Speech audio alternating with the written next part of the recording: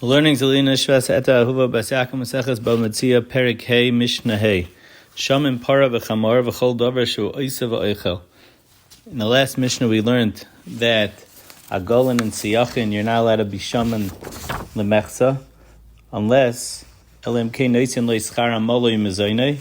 We explained because it's ribis, the fact that I'm getting money and in return, besides paying back the money, I'm working on your chelik. But over here, where it's an older animal, it's a par and a chamar, v'chol davar shu oisa v'oichel, meaning that I'm getting something, it's oisa v'oichel, whatever it eats, it's also making back profit for that. So that itself is my schar, and therefore, it's mutter to do that, lemechsa. Mokum shenogu lachlik es avodas miyad cholkin, mokum shenogu legadli yigadla. In a place where the deal is that you do lemeksa schar and vladas, and they split it while the vladas are still young, you would do it, you would split it then. In a place where the minig is to end the deal when they grow older, then you would end the deal when they go older. So Reb Shimon Gamliel is saying, let's say you have the case of the last Mishnah together with the case of this Mishnah.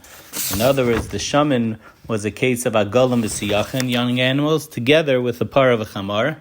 So Shimon Gamliel holds that it's good enough the fact that it's with the para and the chamar, which is oisa v'oichel, and that itself is your schar, and there's no problem of ribis. In the Gemara is a machlekes rishonim how much each Tana holds that you need to get in receipt from the malva in order to make it that it's not ribis in the turn that I'm working for you. How much is the payment for this work? So Reb Shimon Gamliel holds it's good enough the fact that you have an egel together with the imoy, that's enough of a payment. The last halacha in the Mishnah is related to something else. Mafrez al sadeyu ve'ina choishesh mishum ribis. You could be mafrez al sadeyu. So the Gemara says the case is that someone rents a field from his friend or leases it for 10 kurim of chitim a year. He's supposed to be paying 10 kur of chitim, and he says, the person leasing it says, let me also borrow 200 zuz, and I'll make the field better, and then in return, instead of me paying you just 10 kor of chitin ashana, I'll pay you 12 kor of chitin ashana. So the reason why it's mutter is because, in essence, he's renting here, he's leasing now a better field. Because since he's getting money to put it into the field, and he's going to use this money to put it into the gufa karka, so now it's as if he's leasing a better field, and therefore that's why I'm paying, is a rationale to say that I'm paying you for a better field, and that's why I'm paying you more. The Gemara says, where there the money would be invested into something side, not into the chanos itself, but into the merchandise that the chanos has or the sfina has, then it wouldn't be mutter. But since over here I'm using the money that I borrowed to invest in the field, so then it's mutter for me to pay more money for my lease, and it's not considered ribis. Mishna Vav, ribis.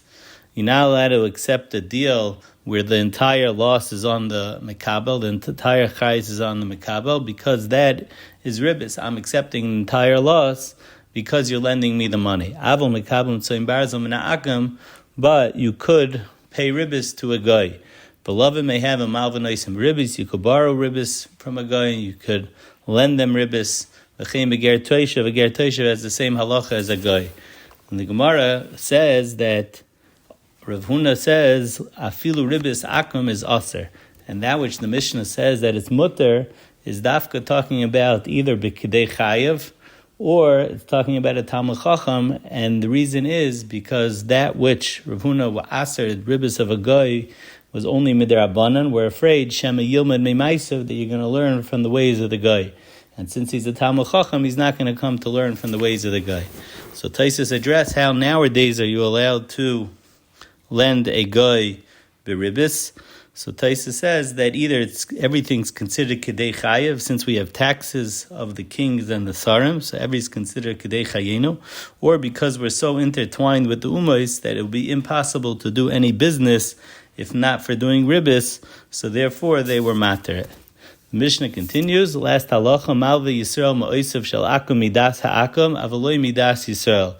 If a guy lends a Yisrael money, and when the Yisrael is about to pay back the guy, another Yisrael wants to borrow the money from the guy instead, So if it's midas ha'akum, which the Gemara explains that the Yisrael has to actually give the money back to the akum, and then the akum lends it to the other Yisrael, then that would be mutter. Avaloi midas Yisrael, but not midas Yisrael, that would be aser. In the Sefer of the Mishnah, that it's aser, meaning if a goy lends a Yisrael money and the Yisrael takes that money and lends it to another Yisrael, is it talking about even if it's nosan v'nosan biyadi, even if I give it back to the akum, it will be aser, possibly, or is it only aser if I didn't give it back to the akum? That's a machlekes rishonim.